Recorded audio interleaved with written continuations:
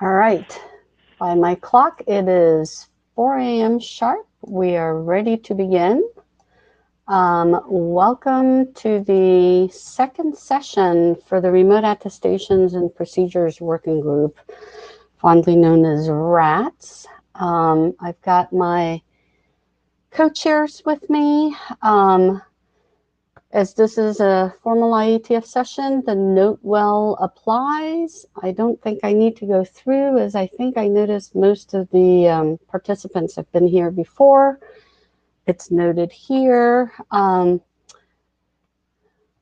Great, I think we've got our note takers. I'll keep an eye on the chat. I'm going to bypass the second hum test just to make sure that we give ourselves time for all of the presentations we have. And we've got the links, but hopefully you guys are all on here already. We had a full agenda on Tuesday, and now for today, we're going to go through the architecture.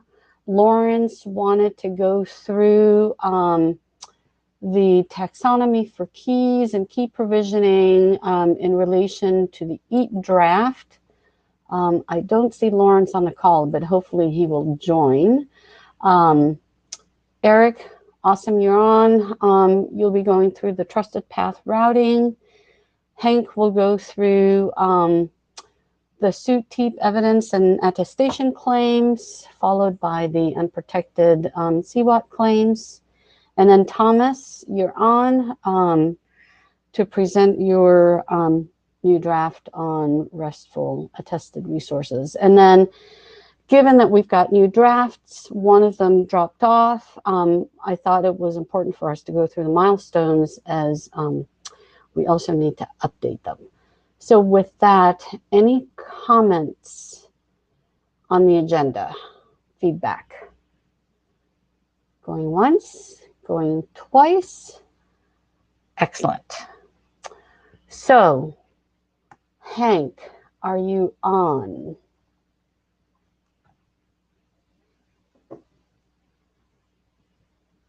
Hank? Yes, I am. Hi. Sorry, acute. I should have just spoken out.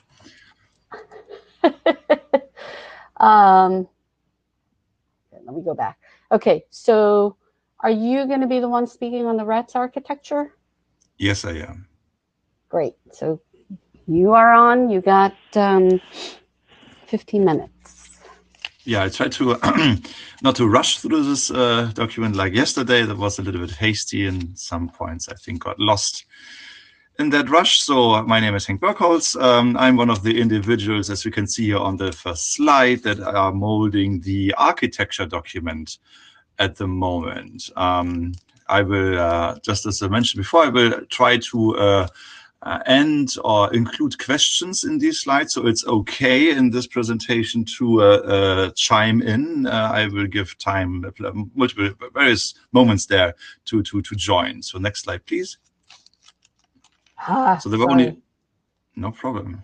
So there were only 5 names on the title slide, but effectively we have a lot of people that are weighing in on creating consensus here on a regular basis. So this is a big list, as you can see.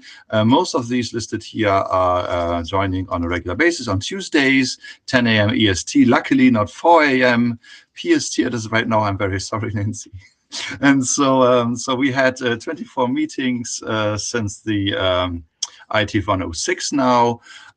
We created a lot of issues, 39 in case, 780 pull requests were actually addressed for are still open. So this group here, and again, these are more people effectively than on this list. These are only regular participants, really do some wordsmithing here. Next slide, please. So this is actually the list of everything that is still open. Issues and pull requests are merged here. At some point you see suddenly triple digit thingies again. These are the 4 pull requests. They range from very contested items that are really under discussion, which will I come back to with other slides today, and end up with things that are open only for logistic reasons, like 72, what are role compositions? These terms don't even exist anymore. We now have roles and entities, and really explain in a very simple manner how all the architectural constituents that we describe here work together. This is just an overview where we stand. So this list is getting smaller. Next slide, please. So we did actual text molding and crunching and smithing, and effectively, when you look at the diffs between the versions, the amount of changes reduces effectively the volume. That is due to the fact that we are going to details now and are now in the polish phase, I think. There are only a few big items open. Again, I will come to this later. The addressed, and thank you, Kathleen, for extensive comments. You made the biggest list of comments we have received so far in the existence of this document, yet we tried to address all of them. Some of them were discarded. It's all captured in the issues. Most of them were addressed, not all of them completely. So everything that was not contentious was addressed as a pull request immediately, and we went through all of the stuff with issues here. Same goes with Hannes. Hannes made a, I think, was rattling the box a little bit, but it is of course very okay, asking, you are defining terms here, do you really need them? It might be way simpler than it is, but we have this group in there, and Hannes was not actually joining that, so we have a standing under point of view that we minimize terms already. We are still bickering, so to speak, on a few terms that are still open, but I think this is the minimal set.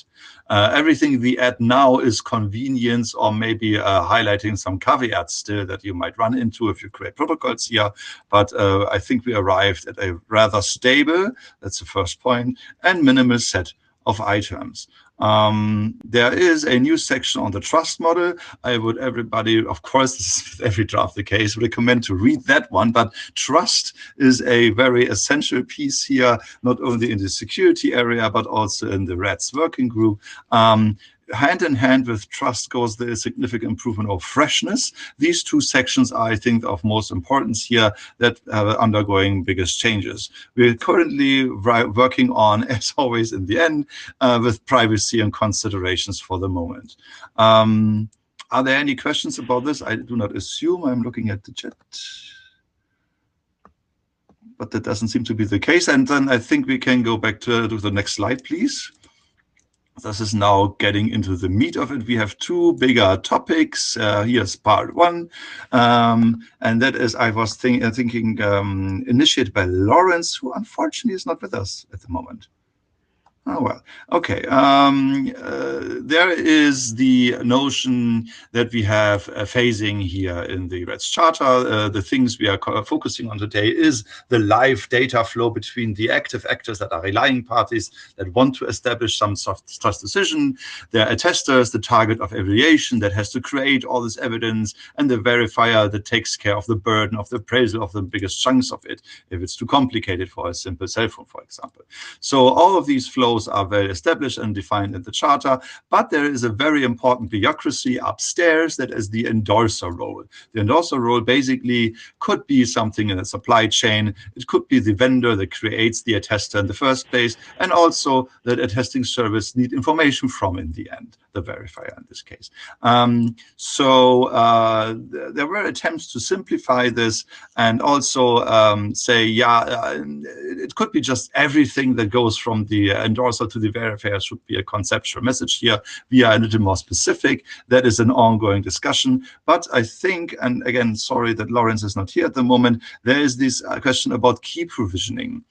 Provisioning most certainly is a part of the next phase of the RATS Charter, was specifically excluded right now, but we were looking at the charter and there might have been some loopholes that do not explicitly exclude talking about key provisioning. We're talking about not talking about known code values and how to get it there. The architecture may, though, and that is our point here right now. So there are probably more messages than we highlight here that are created by the endorser role, and they are not just the stuff that gets sent to the verifier. And I think if you are interested in creating supply chain integration for RATs here at some point, or are interested in how to create something that would facilitate it by RATs, like the endorsement, that is the things that the attester cannot create evidence about, because at some point you have these roots of trust. They're there. You cannot create evidence about this. This has to be taken on by another role. That's external. That's the endorser. This is basically, I don't want to call it evidence, but it's like evidence, but about the things inside the attester itself cannot talk about. And so that's the open topic we are currently discussing. If you are interested in this, either join, or if you are, and again, Lawrence would have had something here, I guess, opinions about this. We could have a small discussion here. Is there anyone in this group that has a question about what I just said, or some advice or comments? And yes, Dave, it's in the next presentations a little bit, but I didn't see that one coming first. Okay, this might be quicker than I thought. So please, there is this opportunity to join in the calls on Tuesday. So if you are integrator, if you are a service provider domain of point of view, this might be of interest to you. I will again go to the next slide, which is our next contentious topic, I think. Yeah, and that's the timekeeping. So maybe I have a little more time to talk about time at the moment. Coincidentally, Hannes wrote an email to the list asking about the age claim in EAT, which is a good hook to get something. So this is a current topic, apparently. And so at the moment, we define in an appendix of the architecture a set of quite important points in time. We call them events. And this is captured in a section called time considerations. And just to give you an example here, it's about time spans between generations of values, for example. So you generate a value on a target environment of an attester. That's important because it has to go into evidence. But the spawning of a byte value in some register, for example, does not make evidence yet. You have to generate the evidence from that. And there is an interval between that spawning, the value generation, and the effective, let's call it reporting, the evidence generation in the assumption, under the assumption you will send it out quite in time. So that is, of course, okay, but there are intermediate steps there, and there is discussion going on. So Hannes' question was, what about the collection? And what we could refer to in the reply was, yeah, well, we have value generation, but you might not always get an explicit timestamp from that. Sometimes things spawn in your system, and the system that creates it, or the software component, does not always provide a timestamp for that. So it's just there, and then collection or awareness or something. That's all the topics we are talking about. I won't want to go into details. This is something we are currently addressing as a final part of the, basically finalization of the architecture. That is the biggest next chunk we have. There are pull requests about this and a lot of comments.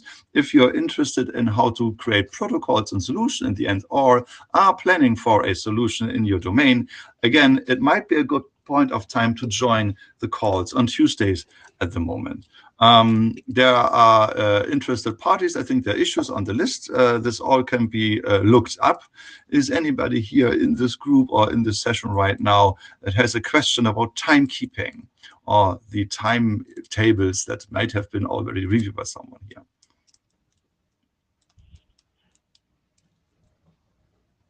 Okay, Nancy, I can maybe save you some time here.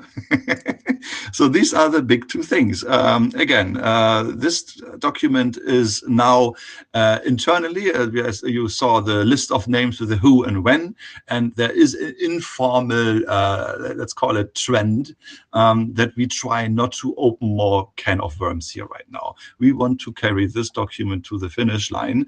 And so we have the two items here are part 1 and part 2 that I highlighted. A small nits probably. Reviews are always welcome, so we will open new issues when reviews are coming in.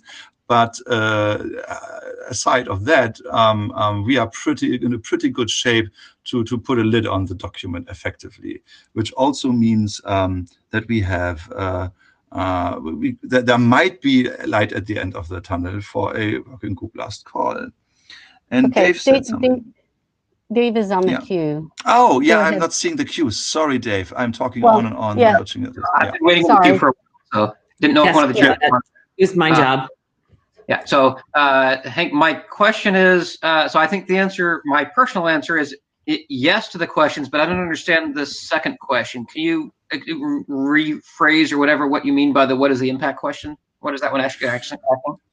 On this slide here right now? Okay, the second question is sometimes you're not sending. Yeah, so, okay.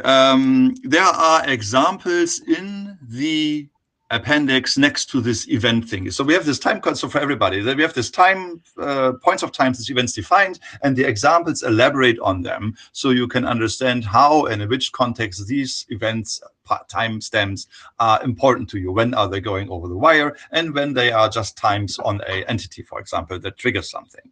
So all these examples use nonces. All of them. There's not a specific one that says, and this is just a timestamp. Please, Dave, correct me if I'm wrong right now. I think you're wrong. Is the time based is the one with the timestamps? Is that correct? Yeah, what the appendix does right now, or at least what it does to me, is that it shows that there's multiple ways that you can accomplish freshness.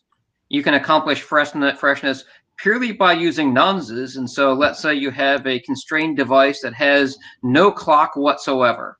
You can still build a solution, right? And it shows how you can construct a protocol using nonces that does not require even having any type of real-time clock in your device. There's another section that says, oh, well, if you have, say, time synchronization, then you can do things without having to exchange, without a nonce challenge, right? You can construct a protocol that assumes synchronized clocks, and you get a much simpler protocol in this layer at the expense of having a different protocol for time synchronization. So it just covers that you could do it with nonces, you can do it with timestamps, and so there's multiple ways to accomplish freshness, and it's giving multiple sort of independent examples of ways that you can have solutions that solve freshness, while still highlighting here's the freshness problem to be solved, without trying to dictate which way you solve it, because it shows multiple in subsequent sections. Here's an example that only uses nonces and no clocks. Here's an example that uses synchronized clocks without nonces, and so on. And so that's what it's doing right now, is it's saying here's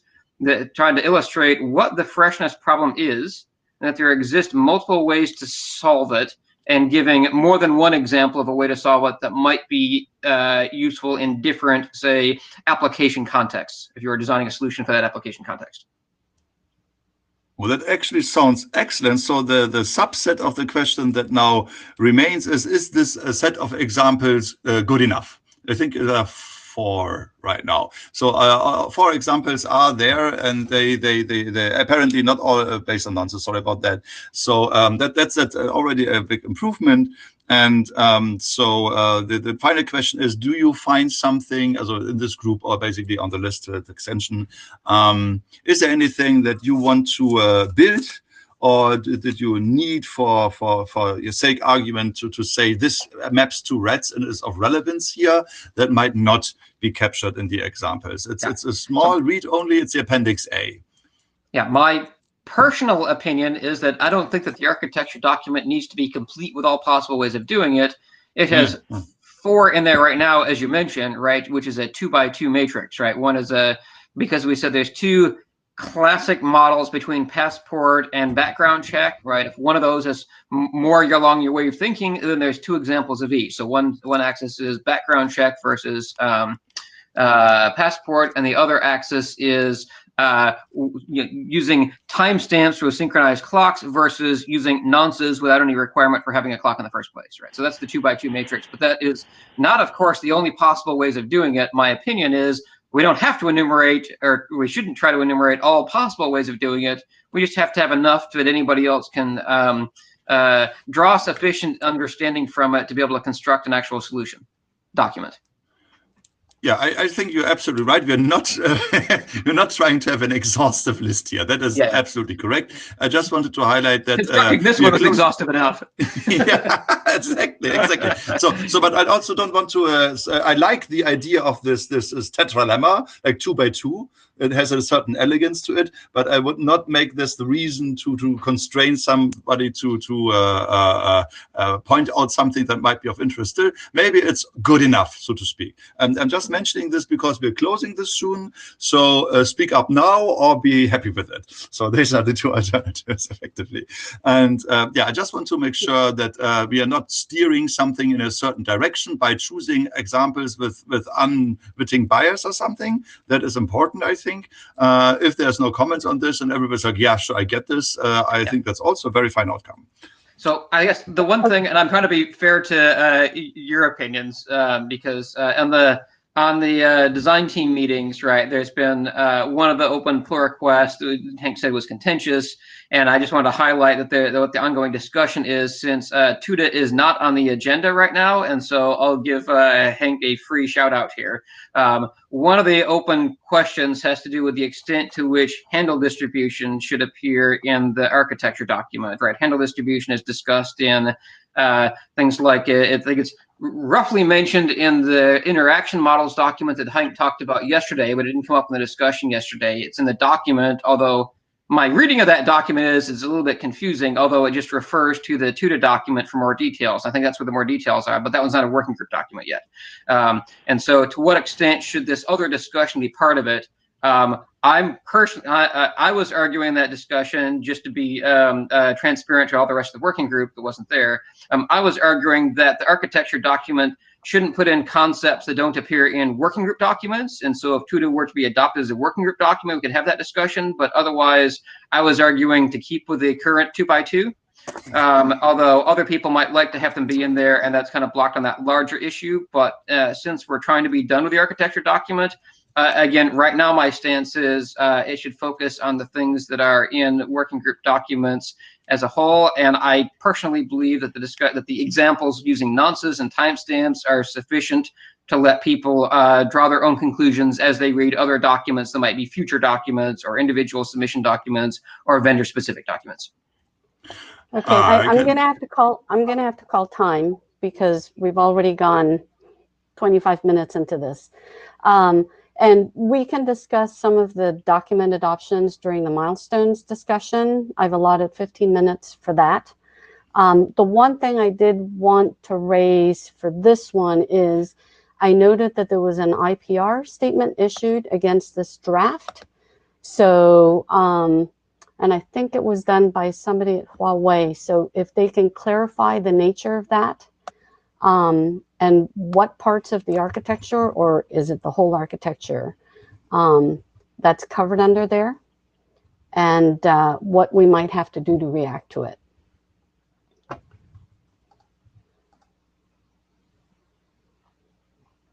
Wei is in the plane.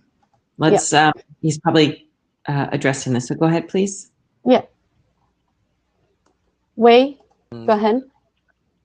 Yeah, I can send us the details in the mailing list. It's about the composite device section. It's not about whole draft. Okay, so if you can clarify that on the mail list, that'd be great. Okay, we need to move on. Lawrence, are you on? Yes, I'm on. Hello? There you go. Okay, so you're on next. I'm sharing your slides. Okay. So this is about the attestation key material, the verification keys, how it should be, how keys should be identified in EAT, and how some relation to how the keys are discussed in the architecture document. So next slide, please. So I'm going back to very basics of attestation here and in this diagram. think it's important to be clear about what the primary point here is. So the primary point of attestation is for the relying party to know something about the attester, which relates directly to the manufacturer. Sometimes the manufacturer shows up as endorser in the diagrams. So this diagram shows who trusts who and how and why. So the solid arrows are kind of more direct trust. So we start out really with the relying party has to trust the verifier. And we don't specify in the architecture or how that trust is established, but there's basically a direct trust relationship between the relying party and the verifier. For example, it could be the same role, or they could be an HTTPS connection or something like that. They could be the same entity, the verifier and the relying party. The verifier has to trust the manufacturer because that's where it gets the information about the attester. So those are direct trust relationships. The trust the relying party has in the attester or in the device comes transitively through the verifier and the manufacturer. So it's not a direct relationship. It's the relying party is told by the verifier whether they can trust the attester or not. Again, the verifier comes to trust the attester in a transitive way through the manufacturer. The verifier gets information from the manufacturer to know whether or not to trust the attester. So this diagram, I consider this the basic trust flow of in attestation, and kind of to a large degree the core of attestation. There's a secondary trust flow, I believe, which is I don't want to go into here, but that's got more to do with privacy and PII, which is kind of the reverse of this, but that's discussion in the architecture document, but I'm not going to that here. I'm focusing on the main primary trust flow. So basically, if this trust flow doesn't work, attestation doesn't work. Okay, so next slide, please.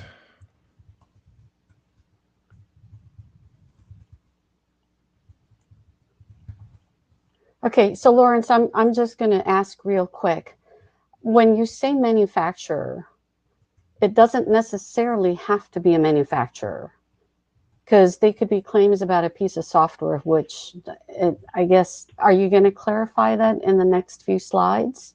I'll clarify now. So manufacturer, I mean, you could call it a supply chain. You could call it a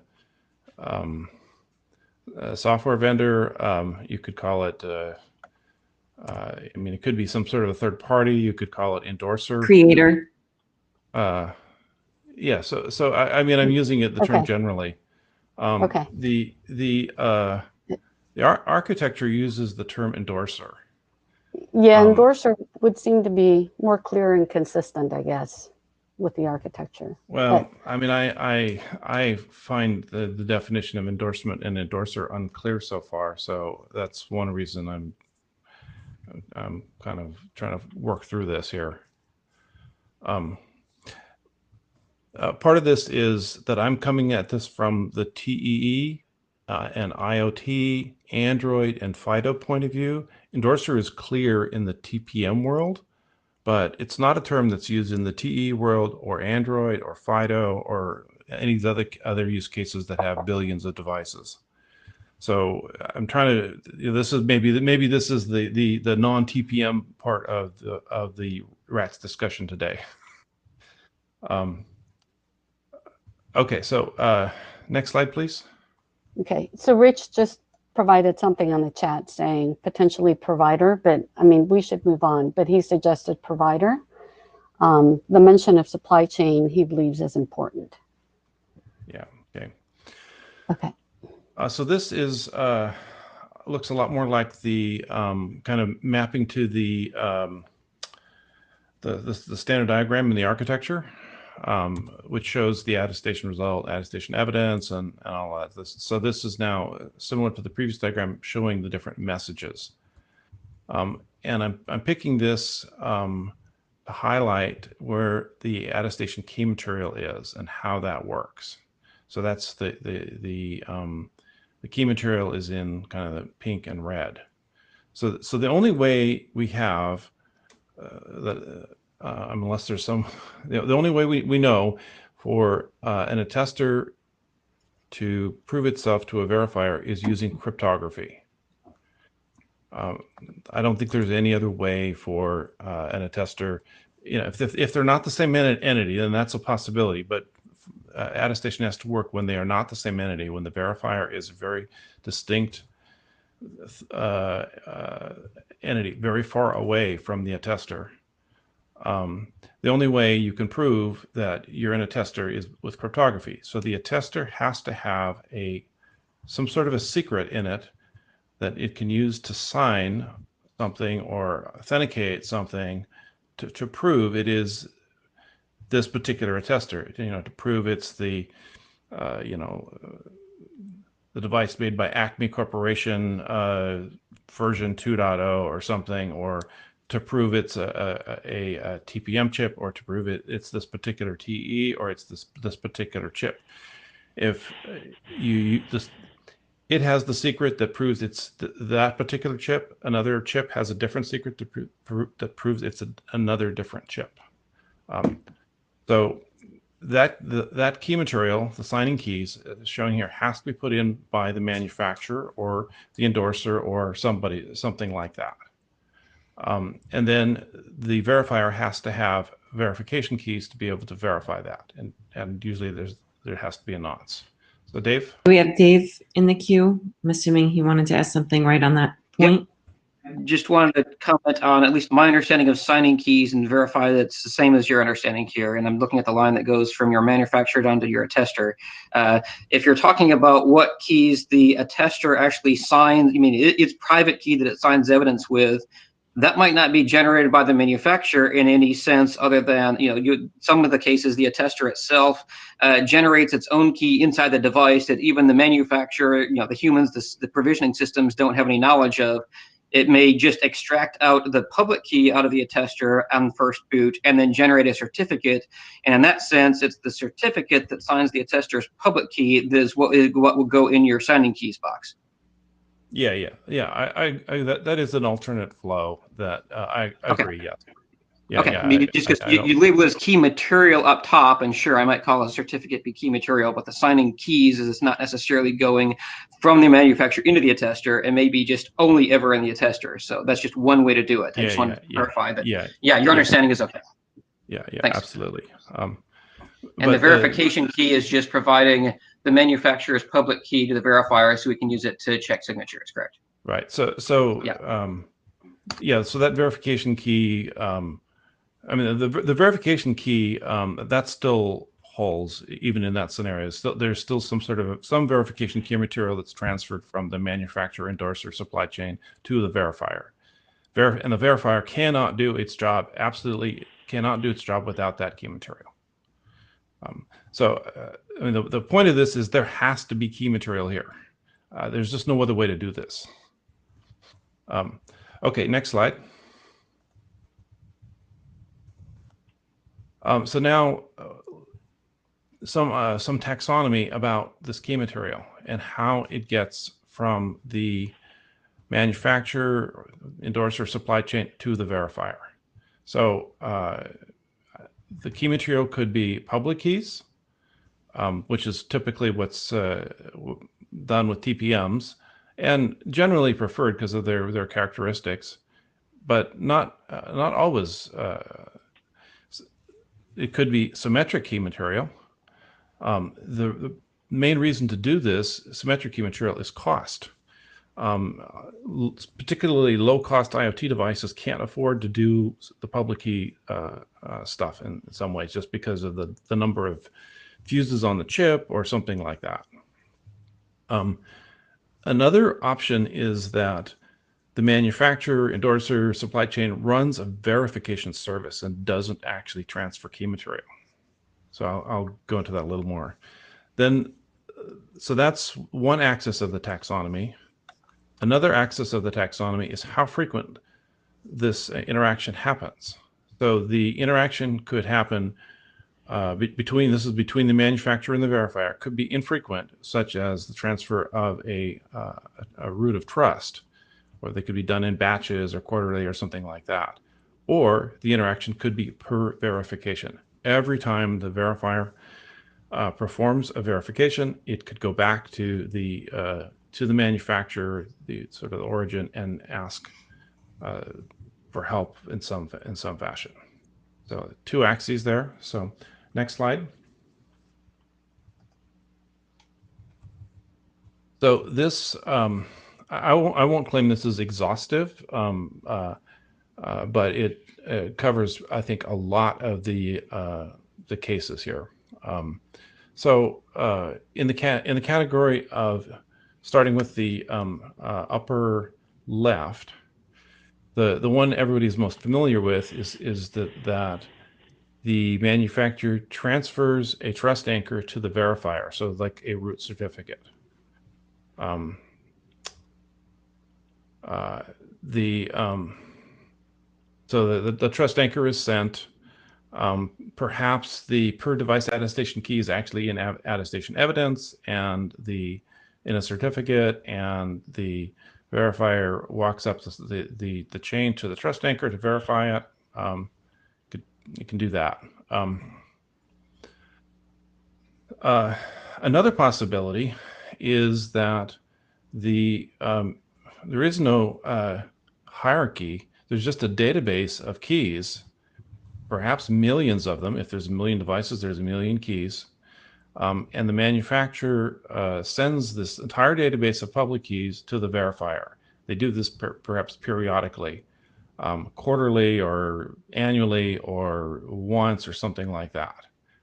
And there's a lookup by key ID. So there's no certificates involved. You just take the key ID out of the EAT message, some sort of a identifier, and then look up the public key and use that to verify. This is real. 2 Fortune 500 companies interact this way today. I know of an implementation that actually does this for a firmware TPM implementation. This is not a hypothetical. Continuing down on per verification, the manufacturer, in this case, maintains the key database, but it never sends all the keys, which is what happens every time the verifier wants to verify something, the manufacturer or the verifier asks the manufacturer for a key by key ID. Of course, there has to be a trust relationship there, so perhaps it's over TLS. Trust has been established over TLS, so that it knows that the keys it's getting are trustworthy keys. So that's a set of public key-based ways to do it. From a symmetric key basis, you can do this all with KDFs. So the transfer from the manufacturer to the verifier is a master symmetric key, and the per device keys are derived using a KDF. Perfectly reasonable thing to do. Of course, in this case, the transfer of the key material to the verifier has to be done with confidentiality. That's not the case with public keys. It is with symmetric keys. So, but you don't have to do it with a master key. Instead, again, there could be a database of keys. So if there's a million devices, there's a million keys. The manufacturer sends the entire database of symmetric keys to the verifier, maybe quarterly or periodically or something like that. It's infrequent. And there's a lookup by key ID. And then similarly, you can do symmetric key lookup, where the manufacturer retains the database, doesn't give it out to anybody. The verifier asks every time it does a verification, it asks the manufacturer for a key by some key ID.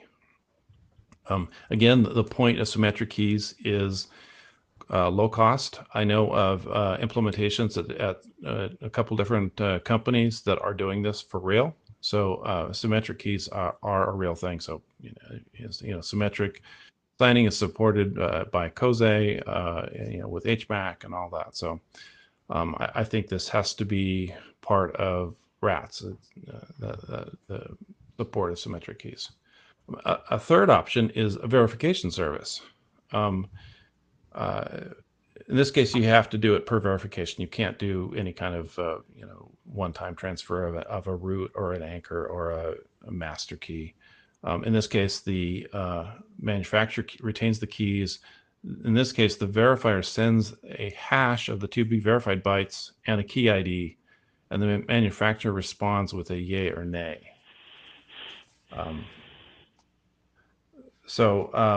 I think the one other thing I want to mention here is ECDAA, or some sort of a DAA architecture. In that case, I think that basically fits into the public key category. It's similar. It's not just a key. It's the basis for the DAA, which is a little more complicated than a key, but essentially it boils down to something similar. Dave? Go ahead, Dave. We're just having a quick conversation in the chat room. I'm just going to report it out here. This is a great slide. Thank you. Since we've already discussed that the term manufacturer could mean a whole bunch of different things, my take is that this slide is actually not specific to RATS. This slide is actually more generally useful. It surveys a bunch of techniques that be used for any time that you need to configure or use keys between any two entities, given the manufacturer could be anything, right? The provider and the consumer of that key configuration and trust model. And so the suggestion would be, because I think this slide is quite useful. I like this one. Other than maybe we change the term manufacturer or clarify it or something like that. But this taxonomy is great. I'm suggesting that this be in maybe a general security area document that could be referenced from multiple working groups, because I don't think this one is just useful for RATS. I think it's useful for just about any working group that uses keys, TEEP and RATS and other ones. So I would love to see this particular slide expanded into a draft that can be put into a general security area document that can be consumed by multiple working groups. So thanks for putting this together. And we have Russ Hasley. And I'm going to cut the cue there because I notice Lawrence is only on slide 5. So Lawrence, your time runs out in 1 minute. I'll give you an extra minute or two, but I just wanted to give you that time check. Go ahead, Russ. Okay, so I like the slide too, but I think that if we were to build that document, we need to talk about the security consequences, such as the lower right-hand corner. You have to have integrity on the communications channel when you get that yay nay back, otherwise you can be spoofed. And in the middle, you're actually getting the keying material necessary to pretend to be the attester. So, these kind of consequences need to also be discussed, but I think this is a great taxonomy. Okay. Thank you. Really, I only have a minute left. I thought we had a little more. You asked for 20 minutes. It's been 20 minutes. Sorry. Okay. All right. Well, let me do the next slide, and then I guess that will be the end of it. Won't really complete anywhere near what I wanted to complete, but So Lawrence, the suggestion on the chat from Michael Richardson is that you could present this. I don't know. Kathleen happens to be the chair for Sec Dispatch too. You could present it at Sec Dispatch. They go on tomorrow morning. Okay, I'm happy to do that. Sorry, that wasn't his suggestion. We have the agenda all set. Yeah. Send in the request and we'll see if we can move it around. I misread it. Never mind. Yeah, he's covering some of it in his draft too. So, yeah. Okay. Yeah.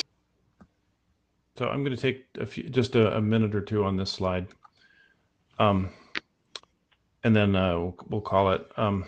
So next is how do you identify the key? This is to try and figure out what goes into EAT. or similar. So we can do it by key ID, which is standard COSE key ID, and that works, and that's all fairly well understood. Pretty good size efficiency, works with EAT. You could do it by a URI. I don't think we've done this before, or well, not as much. There is a URI in the COSE X509 draft, but so we could do a URI where you can obtain the key. You look inside the content type of the URI, and then you find out what the key is. You can do it based on claims. So you unpack the EAT message, look at all the different claims, and somewhere some combination of claims in there tells you what the key ID is. So UEID, or serial number, is a really good one to do that. This thing is great because it has no additional bytes added to the size of the attestation evidence. The one thing I wonder about it is you have to decode unverified data. You have to decode the payload to get at it. The last thing is you can just put the key, if it's a public key, in the attestation evidence itself. So this is like including the certificate, and then you of course have to walk it up the chain and verify it. That's typically what's done in FIDO and all that. So what I was going to go on was to discuss, ask questions and information about how we, what key IDs belong in EAT, and suggest that we expand it to not just key IDs, but also endorsement IDs, because endorsements carry keys, so you can identify the endorsement, and then you get a lot of information in addition to the key. So these kind of mechanisms for endorsement. So, all right, I'll end there. Okay. So Lawrence, my suggestion is to bring it up to the list, and if you want, you can create a side meeting where we can discuss it. But yeah, sorry, we're out of time. Yeah, now. I know. I miscalculated on my part. So. All right. Thank you for that. Next, we have trusted path routing. Eric. Hi there. Can you hear me today? Yes, we can. All right. I'm going to talk about trusted path routing. This is a follow-on to a previous set of drafts, which was actually trusted path routing. It was renamed trustworthy because we split out a number of things and put them in a different draft that we talked about yesterday. Next slide. The overall objective of trusted path routing is to build a trusted topology and a tested topology which spans a network, and different levels of trustworthiness can be appraised on different devices, resulting in paths of enhanced security going through a set of routers or switches. The idea is that you can avoid the routers that are either potentially compromised or maybe have risks that are associated with it. Next slide.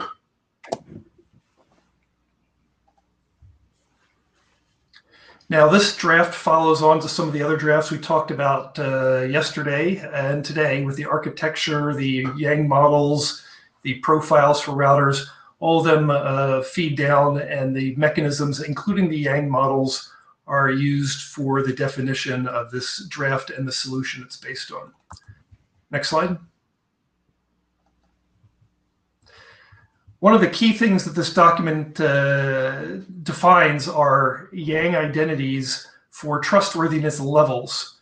These effectively are claims, and they could also be encoded as EAT, but we used Yang here because we're talking to routers.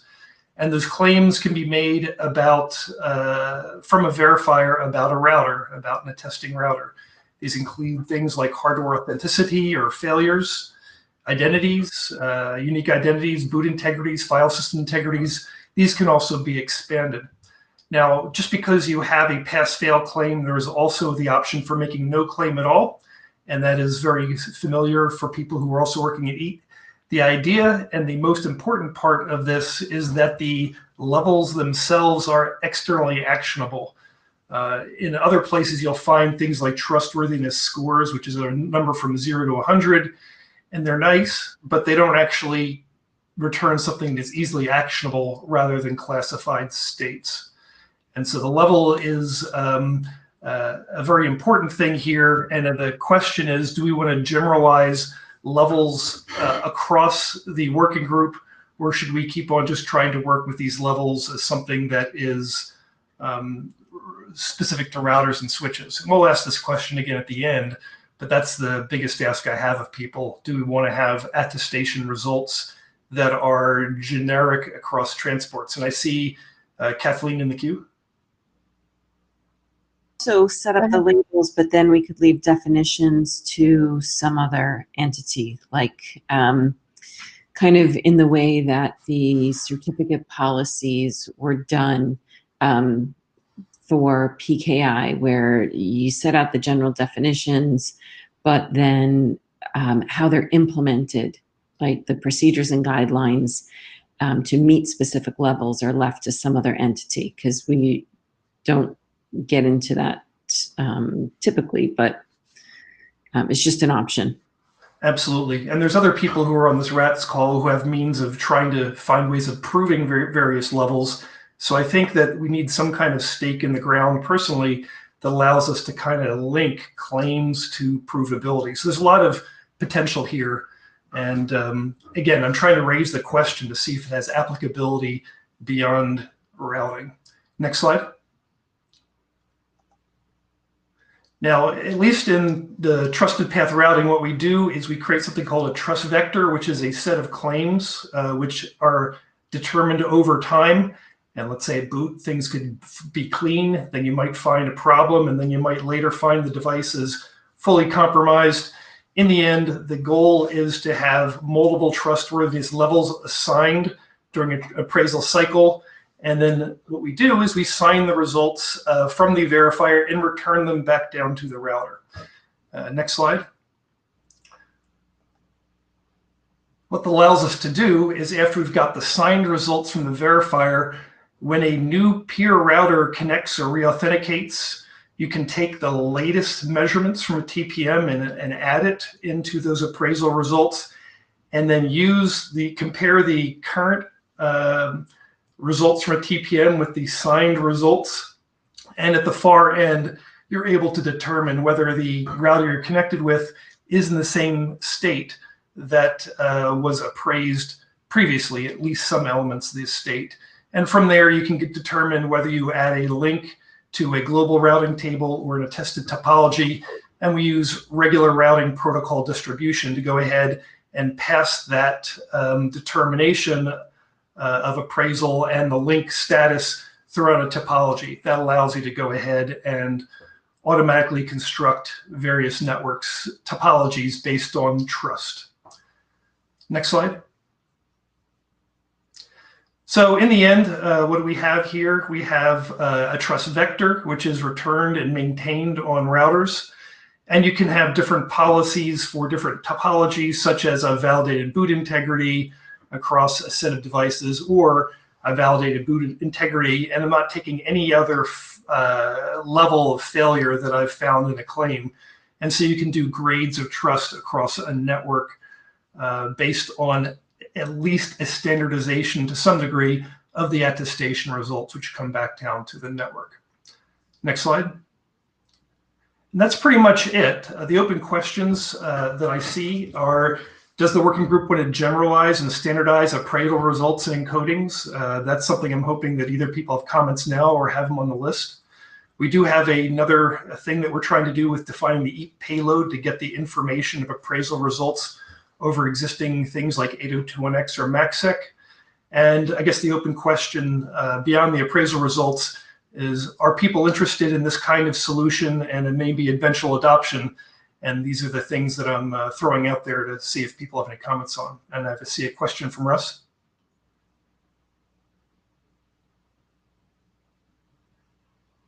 Eric, this is very interesting to me. When you say carried by traditional routing protocols, are you talking about BGP communities? What are you talking about? I'm just trying to understand the whole system.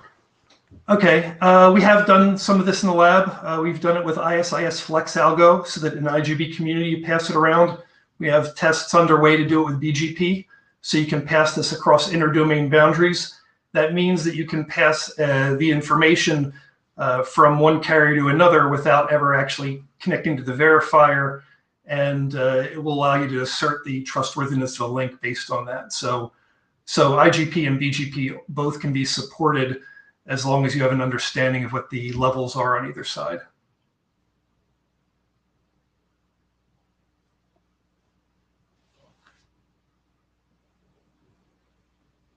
Dave?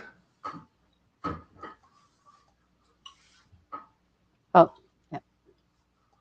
Dave Taylor. So I don't know whether I understand the trustworthiness vectors enough, but from what I do understand is that in the context of trusted path routing, you're using it as a way to provide finer grained error cases, right? If everything was green, then just you don't need them per se, because it's equivalent to saying your attestation result is okay, right? You're using that to provide finer grains of failure that may be soft failure. Of that is what I'm understanding. My opinion on the standardization question is I am not yet convinced that there's anything that's generalizable outside the scope of trusted path routing. I don't have any opinion as to whether it's useful to standardize in routing. The answer might be maybe. I don't have enough knowledge there. But outside of that, I think there's too much heterogeneity to at least from what I can tell so far, to say what types of soft failures are interesting in general. And that's because you have composite devices, you have layered attestation, you have different types of attestation that have different leafs. So for example, it goes all the way up to an application that starts long after boot. So it's not boot integrity, it's, you know, what is the leaf of your chain? Is that data? Is it an application and so on? So across different use cases, I think there's enough heterogeneity that the set of interesting soft failures may vary too much. And so right now, I don't think that it's useful to standardize outside of a very limited use case. And so I don't have any opinions. If you want to standardize it for routing, I don't have an opinion on that one. So. All right, I think those are very legitimate. We have general cases, which are hardware, software fail, you know, those kind of things. The specifics and the details, you know, the legitimate question. Is it reasonable enough to have general categories when we have specifics also needed? Yeah, definitely an open question. Okay, since you're asking the question, Dave, I'm hearing you don't see this draft being adopted here at RATS, is that correct? Yeah, was your question for Eric? Well, I'll answer it first. I mean, it could be adopted here because we're really just using the Yang Chara model and the, you know, as definitions and extending it. The question of is it general for a attestation language spanning beyond routers? I heard Dave say not beyond routers, but adopting for routers could be here. We have other stuff adopted for routers. I don't know where else it would go if it, you know, if it wasn't here. Okay, so now I'm running you over. Go ahead, Dave. He's got another response. No opinion on the question of whether this draft should be in this working group. As long as it's scoped to routing, it is a, I'm not going to advocate for it nor object to it. So if you hum for it, not hum either way. So I was only saying as long that generalizing it, I don't think is appropriate at this point, but I have no comments on the current draft that it's open. Great. So let me ask, okay, sorry. Eric, we're out of time. I'm already 8 minutes over from the agenda. Okay. So why don't we post this in the group? I was going to ask if there were people on the call who have read the draft, because we need to have at least a few people before we can put the question, but I can just put the question, or one of the chairs can put the question in the mail list. Works for me. Or interest for adoption. Okay? Thank you. All right. Yep. Thank you. All right. Who's next? Suit TEEP claims. That would be Hank. Hank, are you on? Yeah, figuring with buttons. I think I'm figuring it out. Hi. Okay, so try and be quick, please, because we're running over. I can just talk faster. Okay, now I can do this. So that was an interesting discussion because, yeah, this presentation is called Trustworthiness Vectors because I stole that term from Eric's initial draft, and we apply it to the world of suit, and we'll talk about how suit can be the source for evidence and attestation results in the end, also for RATs. Brandon will present something complementary in suit. I am doing this here. So next slide, please.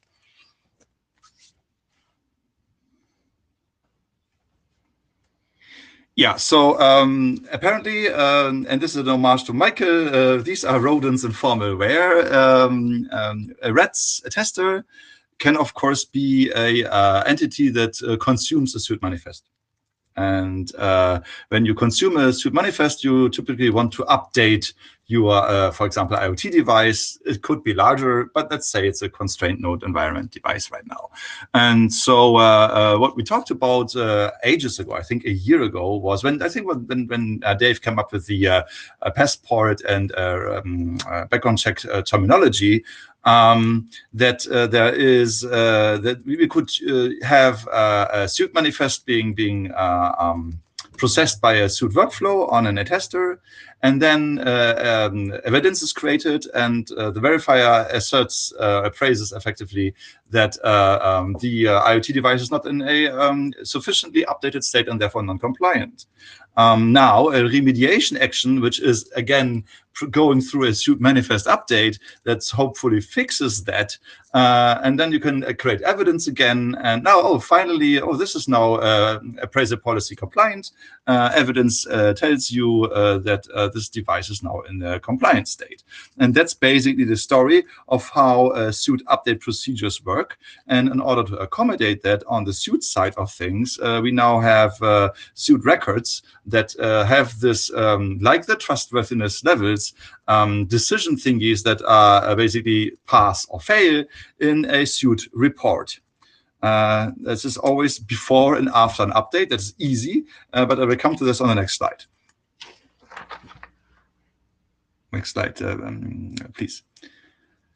So there are so-called, I would call them on the easy side of the suit claims we talk about here. A suit manifest naturally brings with it claims about hardware and software, because an update only applies to a certain, I don't know, vendor model type, conglomerate, and there's probably some software already installed, maybe at the factory default. So these are the system property claims. They are very, very similar to the claims in EAT. They are only relatively specific in suit. So that's an interesting thing to highlight here. Maybe we should map that at some point. Because EAT, for example, has the vendor claim and an OEM ID claim and such, and this is closely related to similar values defined in a suit manifest. So a mapping here would be in order. The ID that I'm talking about here, this is about the claims coming from suit to be consumed in RATs or to be used in RATs, is talking not at all about the existing claims yet. We just list them to have a starting point. It's a zero draft.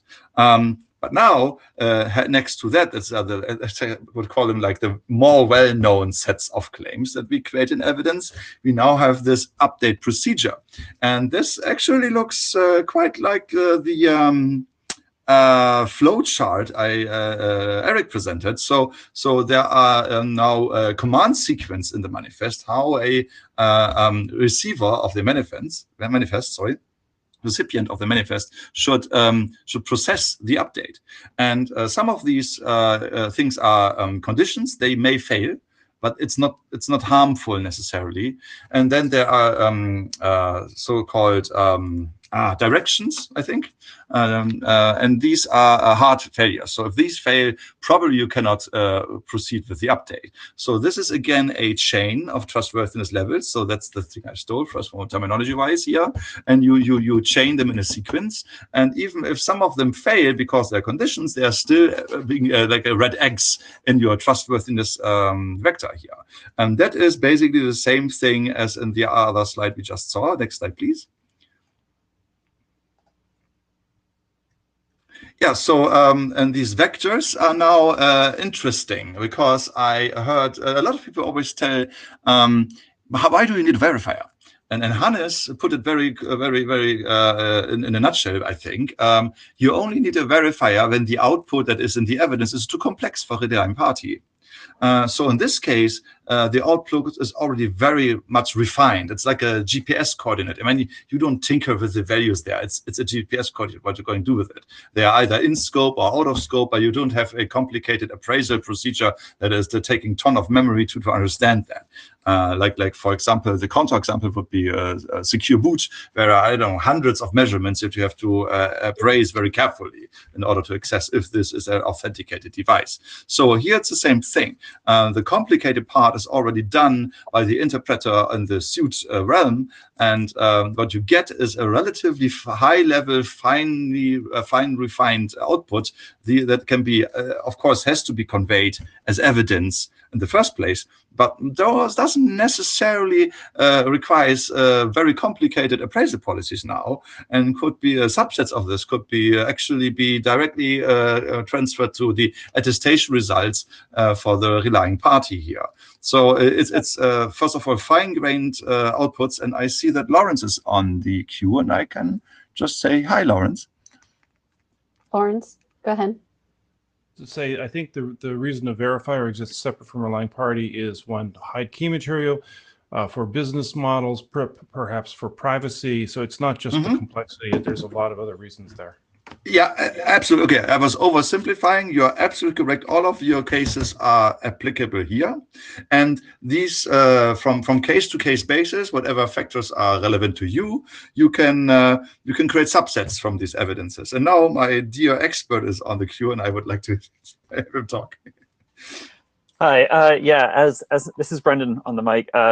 As Hank pointed out, there are essentially two channels here. The first channel is system properties, and that's something that I would expect a relying party to be able to comprehend without too much difficulty. And the second sort of channel that comes out of suit is the suit reports the results of the command sequences, and those the evidence in that particular channel is going to be a little bit more complex, and I can see where a verifier would be beneficial in that kind of workflow.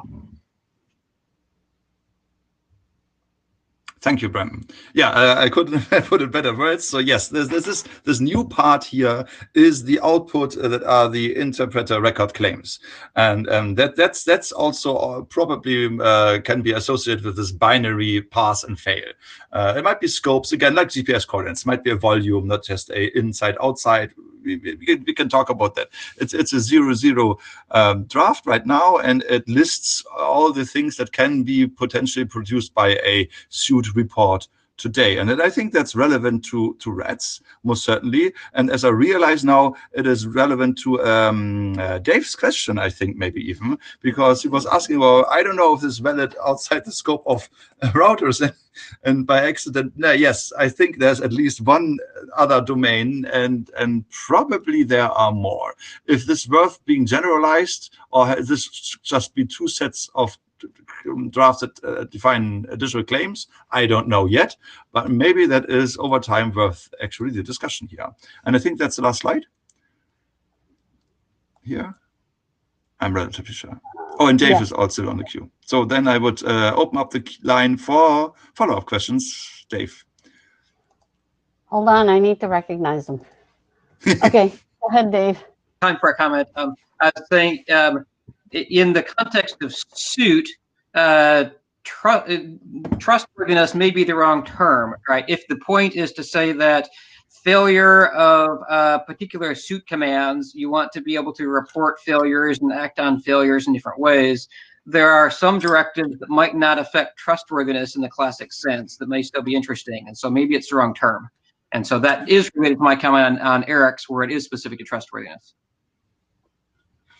That is true. This is So I'm true saying for the it's not a great analogy. I'm saying there's a significant difference as I understand what he's doing and I understand what you're doing. My understanding could be wrong, but my understanding is the suit stuff is not specific to trust, and the trusted path routing is.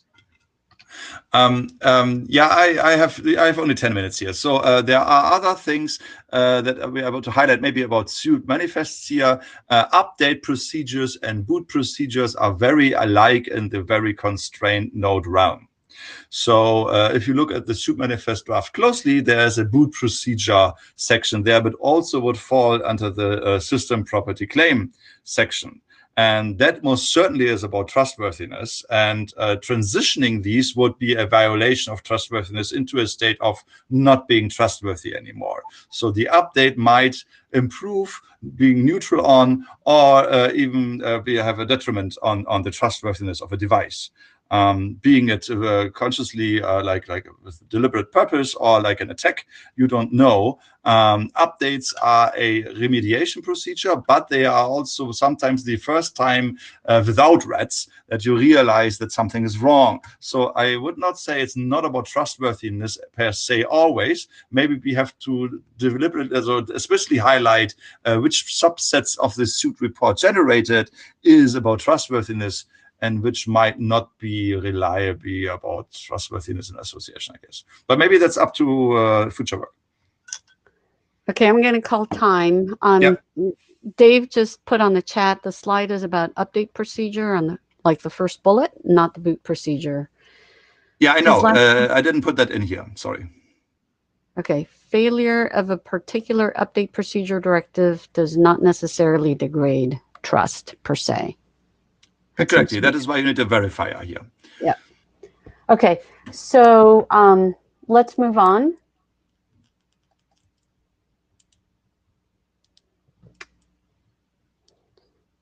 Okay. Again, try to go fast. Yeah, this is an Go update.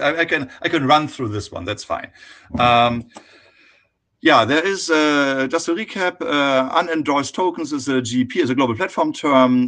What we define here is CWTs that are not signed. That is not a CWT anymore, so it's a UCCS. It's an unprotected CWT claims set. Next slide, please.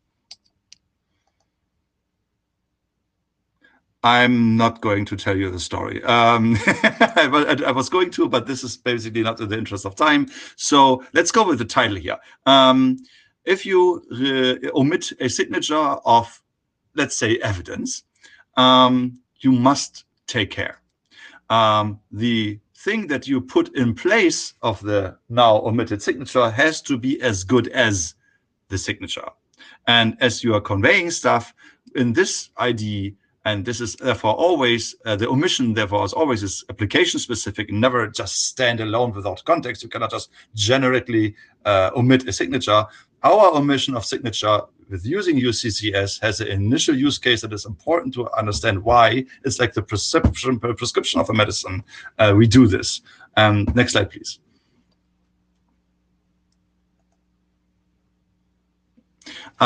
So we bundle this. There was a notion of why don't you just define the tag for a claim set, put it in front of it, create an ID, it's 4 pages long, and be done with it. Because the answer here, and it's implied already by my small elaboration before, we need a usage scenario to understand what the security implementation of these are. In this case, we want to, for example, convey evidence or attestation results, endorsements, yada, yada. And so in this scope, omission of signature has to replace some things that are, for example, implied or defined in the RATS architecture. In other scopes, the omission of a signature might have totally different implications. So every use of a UCCS has to come with a description and a security consideration that is very specific to the application of omitting a signature and creating a UCCS. And in this case, as we're doing this here first, our selection was tag creation specification, then the RATS user scenario for conveyance of conceptual messages, and creating text about creating the requirements of the secure channel that conveys it. This is basically a reasoning why the document looks like it does now. We are doing this not in the pulled from thin air, so to speak. All the involved parties from Global Partners that were working on unendorsed tokens are of course involved, and we had some improvement. That's basically what the slide is effectively about.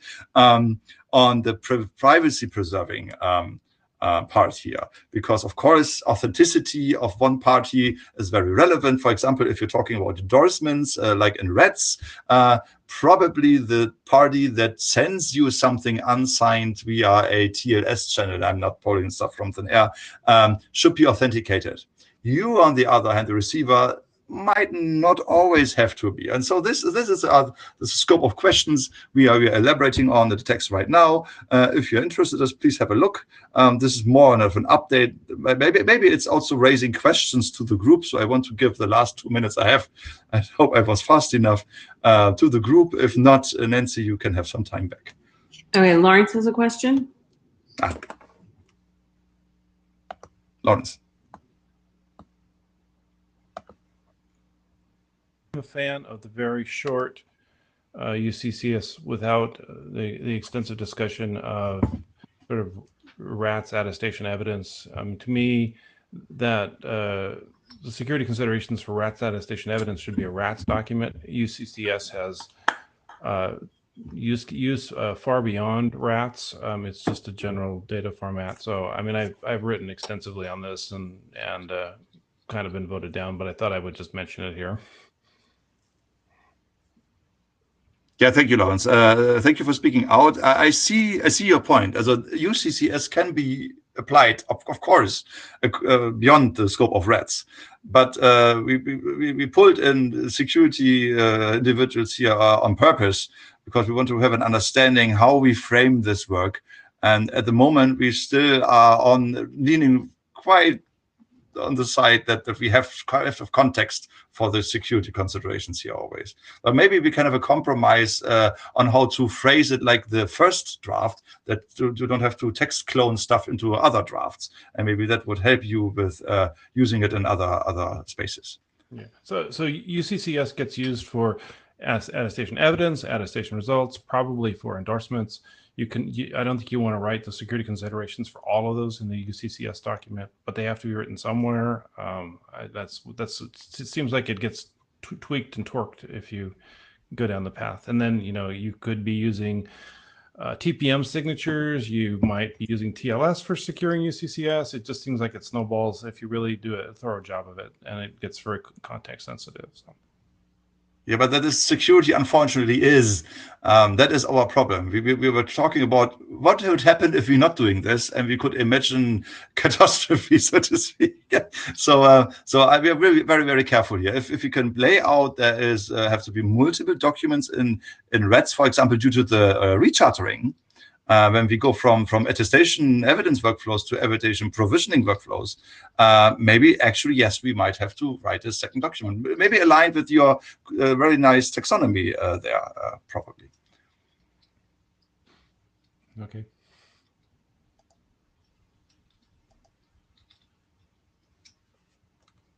Yeah, I'm handing over the mic. Figure out how many people have read this draft. It's the third time it's been presented. So first, how many people have read the draft? If you could maybe put yourself in the queue or note in the chat might be even better. So 1, 2, 3, 4. I think Patrick was twice. Let me look at the chat. Okay, so 4 people have read the draft.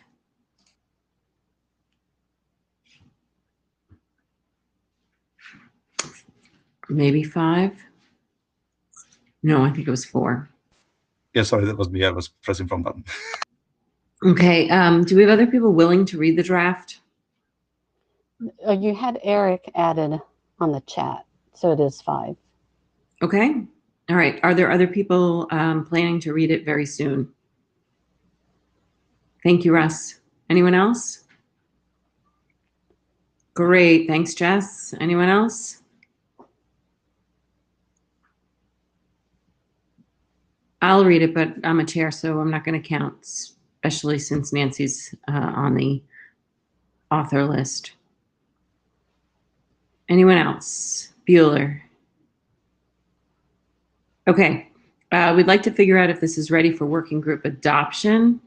We've had 5 people read it. So of those that have read it, I'm debating if the hum tool is, well, I guess for those who have read it, can you just make a comment in the chat if you think it's ready for adoption, just since we're short on time. And then we'll obviously bring it to the list and give Jess and Russ a chance to read it, and hopefully more people. So is this ready for adoption? And adoption doesn't mean it's perfect. It means it's just ready for the working group to develop it further. Okay, so yes. Great, great.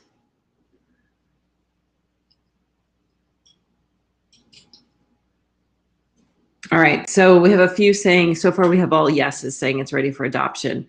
We'll take it to the list. I'll just check with Russ and Jess to see how much time they need to read the draft, and have that time period extended so that they have enough time to read it to weigh in on whether it's ready for adoption and provide their feedback to help improve it.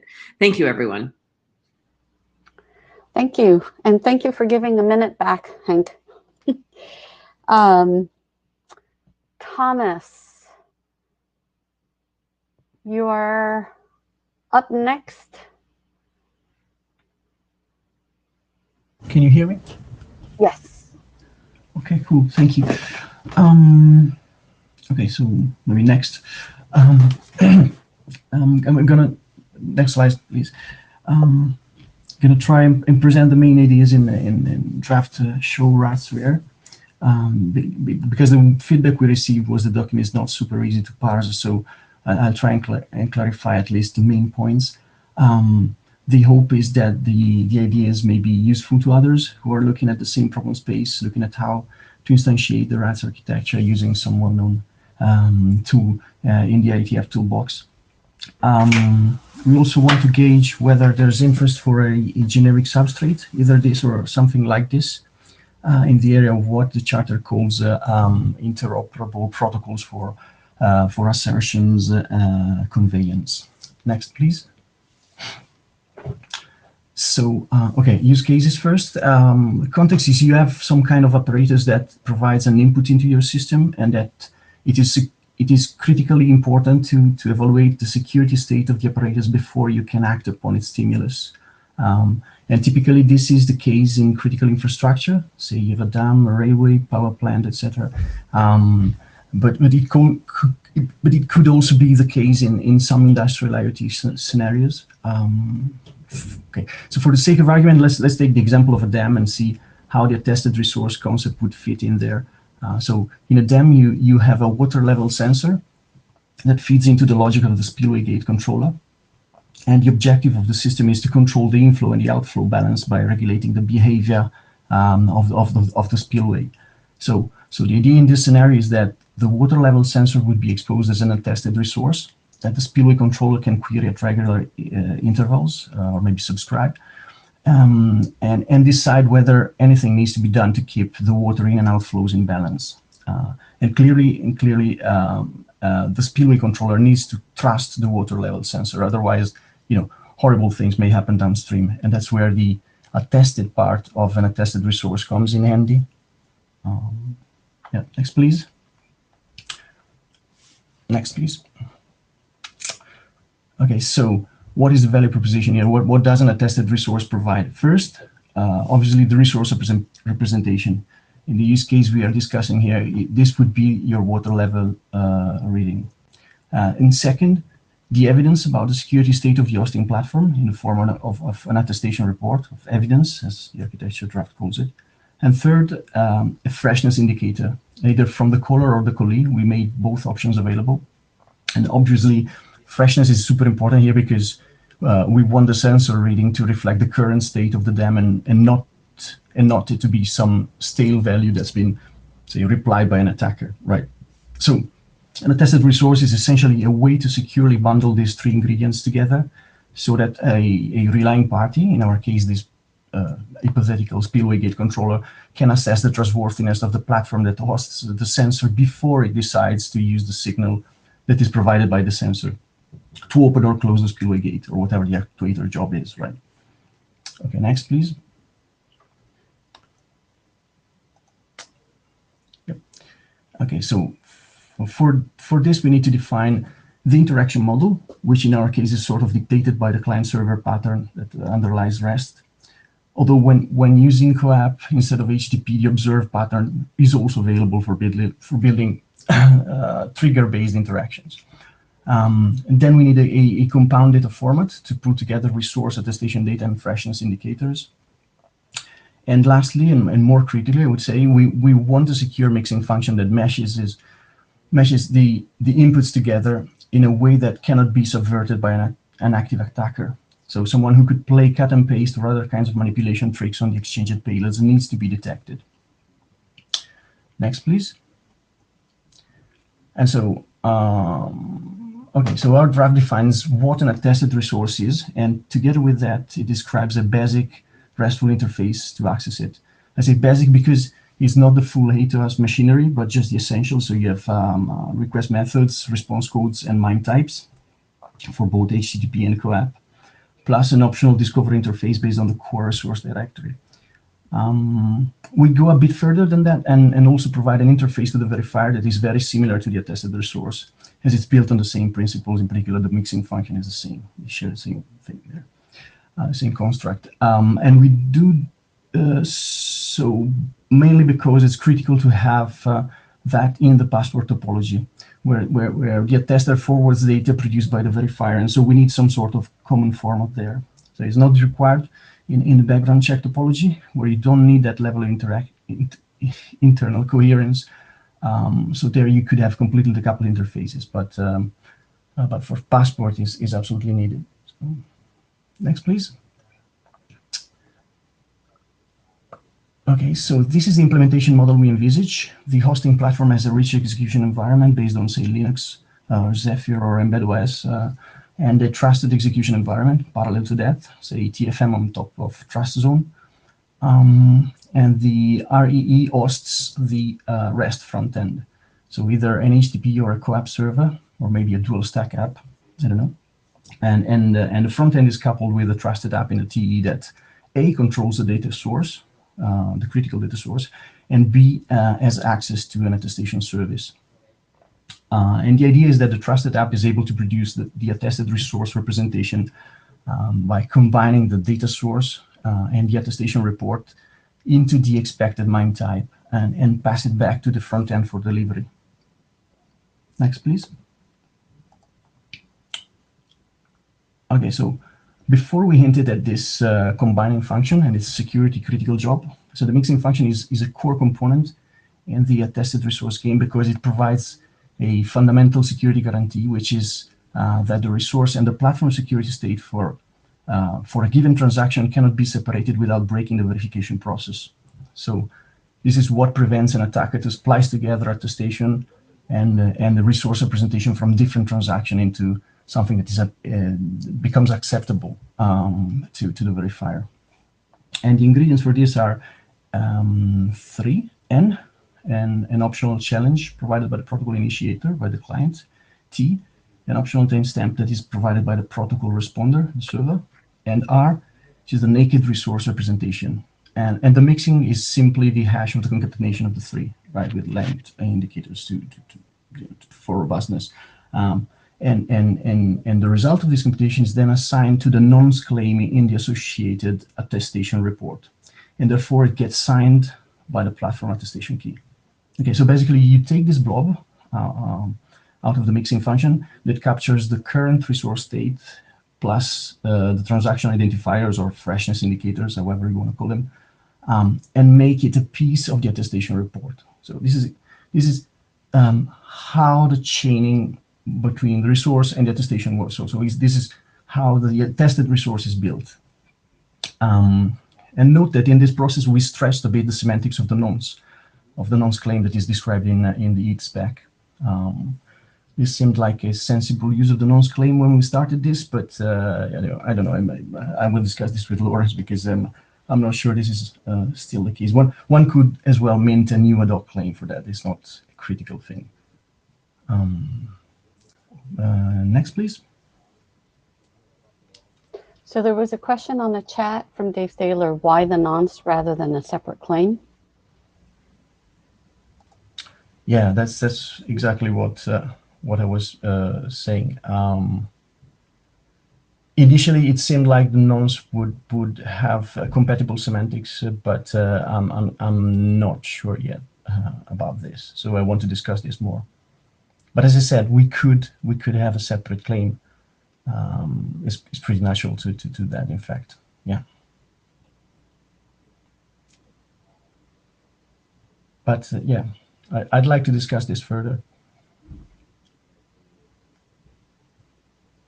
Thank you, Dave, for the question.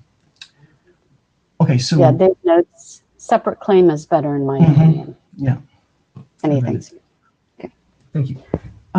So time check, Thomas. Yes.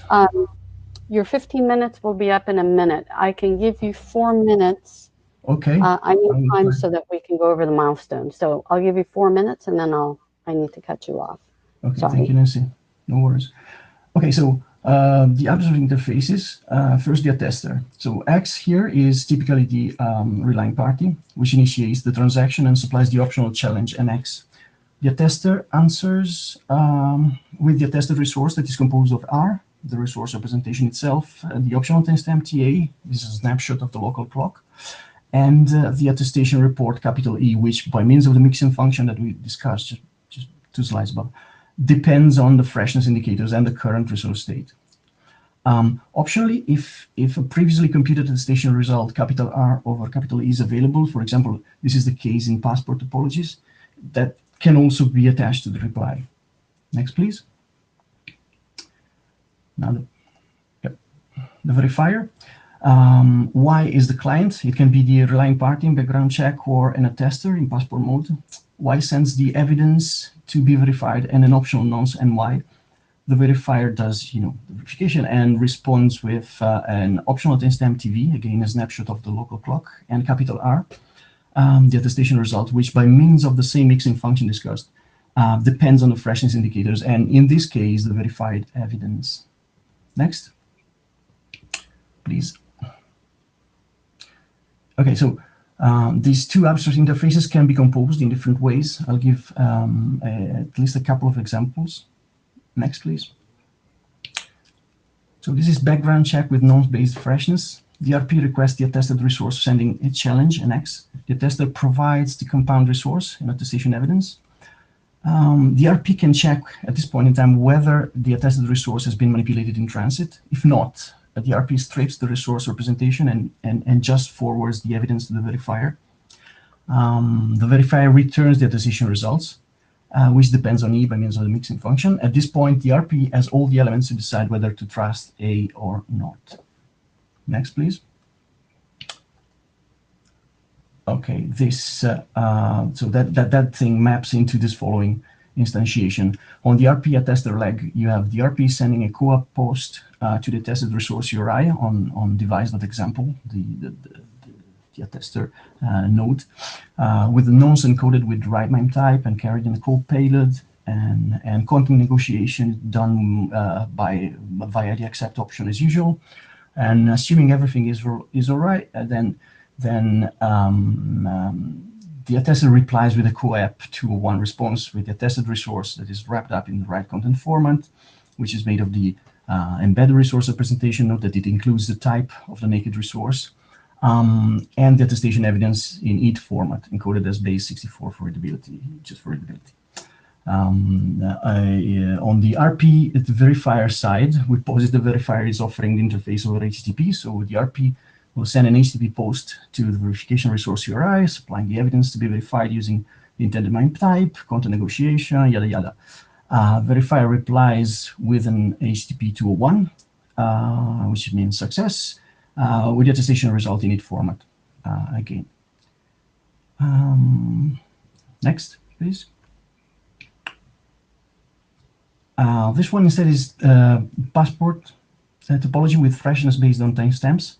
Here the tester snapshots the tester resource at the time TA, sends the computed evidence to the verifier, which provides an attestation result, capital R. At a subsequent point in time, the relying party requests the attested resource. The attester replies with the attested resource previously computed and the attestation results that you got from the verifier. At this point, the RP has all the information it needs to apply its appraisal policy and determine whether the platform which produces R can be trusted and R can therefore be safely used. Next, please. I'm going to give you one last minute, Thomas.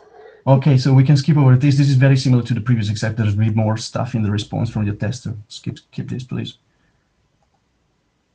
Last thing is discovery, I think. One can discover whether a node hosts an attested resource using the core resource directory. Okay, in this completely made up example, node 1 is a heart rate monitor that advertises an attested resource with a URI path that is /sensor/attested heart rate.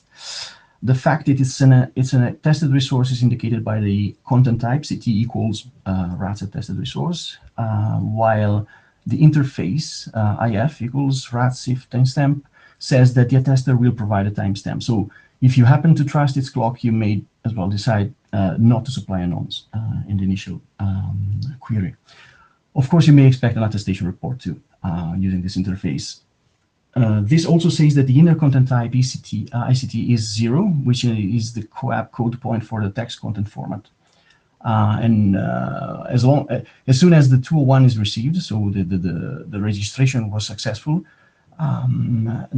any client of the RD can discover the attested resource and its properties by firing, the appropriate queries to the RD interface. Next, please. I'm done, I think. Yes. Can you? Yeah. Couple of discussion points. Is there an appetite for a generic substrate, either this thing or something similar? Should we go forward with this effort? I mean, with the conceptual thing, it seems to be baked, but there's a ton of things in terms of registering code points and defining a bit more of the machinery that we would do if needed. I mean. So Thomas, since we're out of time, my suggestion would be to bring this up to the mail list. Okay. And get feedback that way. Okay, cool. Thank you very much. You're welcome to come back at the next session and, present an update and findings. Okay? Sure. Okay. Thank you. Great. Cheers. Thank you. All right. So I have 3 minutes left. I'm hoping MeetEcho won't cut my time. Or that we can cover this quickly. So we need to update our milestones. So this is literally a cut and paste for what we submitted and updated many months ago.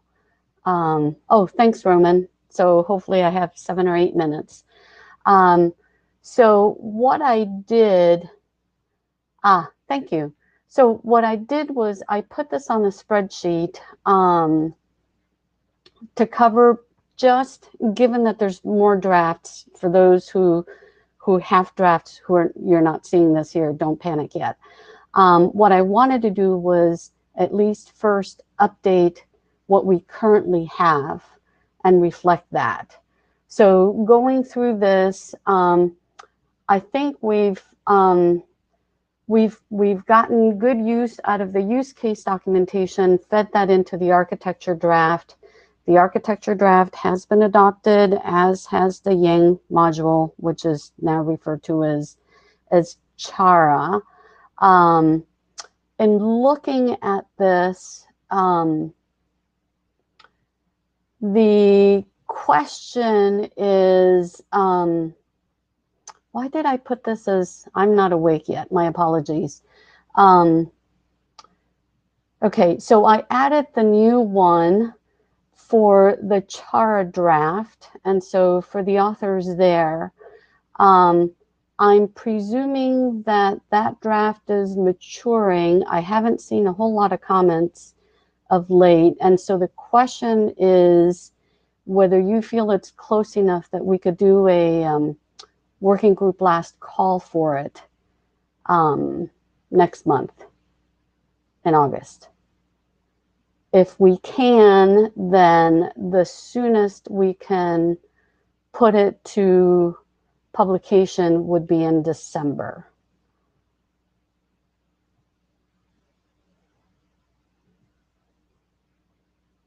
Okay, who's on the queue? Hank. Yeah, hi. I think that while it is ambitious, my assumption is, yes, we can do this. That there will be a review process in any case. So the time is not a waiting time. So yes, I think we can target that. If we fail, it will be another month, but yes. Okay, so let me know when we can issue the module. But as far as the milestones go, I can leave it as August.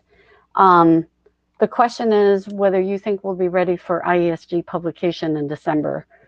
I just put that as an best case scenario. If we want to be case. more. Yeah, I have vacation August. I just realized. So no, maybe make it September, because otherwise, effectively, it would be like 2 weeks, and that is just unrealistic. So CHARA would be September. Yeah, September is very working group last call. Okay, I'm getting a sense that December may be too aggressive for publication, so maybe put it to March 21. Yeah, depends on ISG feedback in general.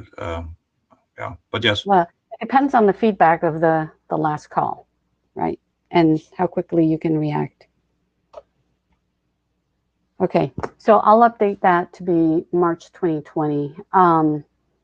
Sorry about the things here. Okay, so the interaction models, we actually need to do a call for adoption, which we took an action to go through that. The token bind draft, Geary removed it, so I'm going to take that off of our milestones list. Don't know what you wanted to do. Well, let me get to the EAT draft. So for the EAT draft, Lawrence, we also need to add a working group last call before we could submit it for publication. So question is to its maturity. You've talked about the keying, which we discussed earlier, as potentially not really being an EAT, potentially being a separate draft. So for the EAT draft itself, as far as maturity and when we can issue a working group last call, do you have a sense for that, and others who have been participating in the discussions? What I meant was, yeah, I'm missing an item here. To put it for working last call, and then after that, adding at least 3 months, if not 6, for publication. Okay, let me look at the chat. I think the EAT draft has a way to go yet. It needs to discuss the software and part and the public keys, and I was also trying to get to Key ID and endorsement ID today, so I think it has a ways to go. There's also, I think it also should discuss attestation results, and there's some still, I'm still trying to get some stuff sorted out with architecture, and like what's in EAT and what's in architecture still is still up in the air in some ways in my mind, and so I'm trying to get some things into the architecture document about endorsements clarified, so I know what to put in EAT. Okay. We do need to make good progress on it. So I will put it in to, I'm trying to think, do Do you think December is too aggressive for a working group last call? It seems like a reasonable goal. Okay. Let's update it for December, and then I'll tack on 6 months, which may put it to the July 21 for IESG submission. And Roman did correct me. Yes, Roman, I didn't mean and I'll update it, not necessarily for publication, but just submitting it to IESG. Okay, so that takes care of the EAT. We haven't talked about TUDA for a while. So Hank, not sure, and authors of TUDA, not sure what and where that draft is going to go. Dave? Am I audible? You are audible. Okay, excellent. Because there's no short mic on my, that was weird. So TUDA, I think this is the list here shows the sequence better. I think interaction model should go first. Riv and Yang Chara rely on it, so that should be the focus on adoption. TUDA also relies on the interaction model, of course, but I think if you go in sequence, we should focus on interaction model first. We can do interaction model and TUDA in a bundle, I guess. I'm not against that, but we should adopt. Well, yeah, because it's a blocker for Dave also, I think. Yeah, given that you haven't presented it in a while, I'm not sure that I can do a call for adoption yet. That is fine, but interaction model is the thing I'm really working on right now. Okay, Dave, you had a comment. Yeah. So remember, on the interaction models, there was the pull on the list, and there was the options 1, 2, 3, and 4. And so far, the presumed answer that I've seen anyway is there's more people for option 2, which is all interaction models in the same document. One could argue that TUDA is elaboration of a particular type of interaction model. And so there's the open question is, should those two things be combined or not? And so this is a long way of saying, I think you should remove the TUDA milestone, because you can always have a working group choose to take a particular milestone and meet it with multiple documents. And so if you remove the TUDA draft and just say interaction models and adopt a draft or drop one or more drafts on interaction models, I think that's a better way to craft the milestones. Sounds excellent. Well, I can't say one or more, because in the milestone trackers, they want me to map it to a draft. So, well, all I'm saying is that there is an open question as to whether TUDA should merge into the interaction models, especially given option 2. Okay. No, so I'm not talking about don't merging. make them as being separate documents in the milestones. Yeah. Is all I'm saying. Yeah. Interaction model first, TUDA next time. Fine with me. Yes. Okay. So if we can move on from TUDA and interaction models, I think I've got that one covered. With the architecture draft, I need to add another milestone for IESG. I am not awake, my apologies. For the architecture draft, we need to do a working group last call. Hank, in your presentation, it seemed like you still had some issues to discuss. As I was tracking all of the issues, I thought you guys were getting close. Yeah. Concerted efforts will make this happen until, I would say it's aggressive, but I would say end of September, and we should be done. We should really focus on end of September, and then you shouldn't scold us. Well, I mean, I'm not opposed to doing multiple working group last calls, just to shake out more feedback too. So let's shoot for September. Just let me know, let the chairs know, sorry. So that we can start that last call. And then the question is whether we think 3 months is too aggressive for IESG publication. Well, I'm going to be conservative, and I'm going to give it 6 months. So I'm going to put it to March 2021 for IESG submission for that one. Okay, moving on. for the RIV document, that is a newly added one. So I don't need to add the call for adoption because we've already adopted it. Guy, I saw you ask, and I saw that you had some comments provided to the draft. The question is whether you think we can be ready to issue a working group last call for the draft at the end of August. Yeah, okay. By the end of August, I think, yeah.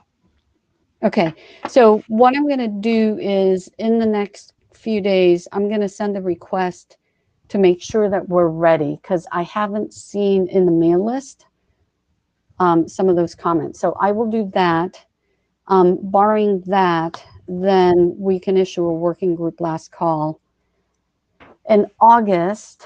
And then the question is whether you'll be able to react to all the feedback so that we can submit it for publication in December, because that was the proposal I Just so put you know, forward. the room is going to open for the next group soon, in about 2 minutes. Yes, I realize that. This is the last one, Kathleen. So Nancy, at this point, I'd assume yes, but let me know offline Okay. if you see issues. Okay. Well, we can update it on that. Okay. So for the other drafts, for those authors, just post to the mail list your intent for adoption, and we can continue that discussion on the list. And as they get adopted, we'll add them to the milestones. With that, we are well over time. And as Kathleen said, the next sessions will be starting soon. So thank you, everyone, for the participation. One last piece of administrative is that we'd like to hold 2 interim meetings between now and the November. And again, in the interest of time, we can post that in the list. And if there's approval, we can set up doodle polls on timing for that. Any last, they have to be really important, closing remarks? Going once, going twice? All right. Thank you, everyone, for your participation, and we'll continue discussions on the mail list and then on the next virtual interim. Thank you, everyone. Thank you, Nancy. Cheers. Okay. Thanks. Bye-bye. Okay, thank you. Thank you, Nancy. Thank you, Kathleen.